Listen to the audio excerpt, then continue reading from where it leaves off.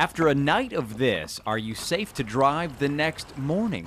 We asked 5 volunteers to go out for a night and drink like they normally would for a social occasion. Mike, Tim, Rachel, Bill, and Susie had dinner and spent the next 4 hours casually drinking. About 1 in the morning, when they normally might have driven home, we drove them to a county sheriff's office. I am feeling wonderful, of course. Keep going, keep going, keep going. To check their blood alcohol level. I truly am surprised that I blew that high. And Myrtle Beach traffic investigator Jim Allen is watching our story along with you. His reaction in a moment. I need a slow, steady breath for me. First, we gave each of them a breathalyzer exam. Keep going, keep going, keep going. Every one of them failed. Say your ABCs. NOP. They all failed the field sobriety tests too. There's only 26 letters in the alphabet. Okay, yeah. So we took them to a hotel for about 5 or 6 hours of sleep. Will sleeping it off allow them to sober up enough to drive in the morning? Oh yeah, when I wake up tomorrow, I definitely know I'll be definitely sober to drive. That's what we wanted to find out. And so around 7:30 the next morning, it was back to the sheriff's office to be tested again. My reflexes are good, and that I feel like that I would be able to drive and everything, and I don't feel like that I'm impaired in any way. Last night, Rachel's blood alcohol level was a .183. That's more than twice the legal limit. Sorry. Okay. This morning, she blows a .07. That is barely below the legal limit of .08. So I passed. But she failed the field sobriety test. I'd like for you to put your feet together for me, please. Because of that, police say if they pulled Rachel over, she would still go to jail for DUI, even though she was below the legal limit. My head forward. I don't feel impaired. Normally at this point, I would have sobered up, like if I passed out at a friend's house and would be driving home usually about this time.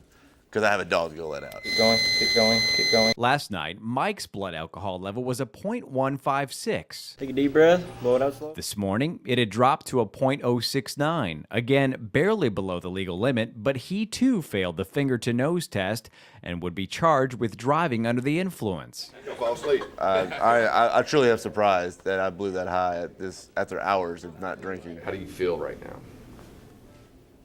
I'm drunk. Bill was the drunkest of all the night before, Super. blowing a .215, almost 3 times the legal limit. Take a deep breath. This morning, he is still legally drunk. His blood alcohol level was a .131. We have a winner. Still twice the legal limit. Tilt your head back, lay your head back on your shoulders. If stopped by police while driving, he would be arrested for DUI. Harder. Only 2 of our 5 volunteers were well under the legal limit. Tim at a .05 and Susie at a .03. .03 can still be impaired. Anybody who is not a drinker, who never has touched a drink, who might have 2 or 3 sips of wine can be impaired. They could be charged with public intoxication if pulled over. She missed both. Police say the bottom line is all were still impaired .069. and should not be behind the wheel. In fact, officers say they are now concentrating on catching morning after drunk drivers. Between 6 and 7 a.m. So that's becoming more prevalent that our officers are watching at that time of the morning. We've encountered that 24 hours a day. 7 in the morning, 9, 10, 11, noon.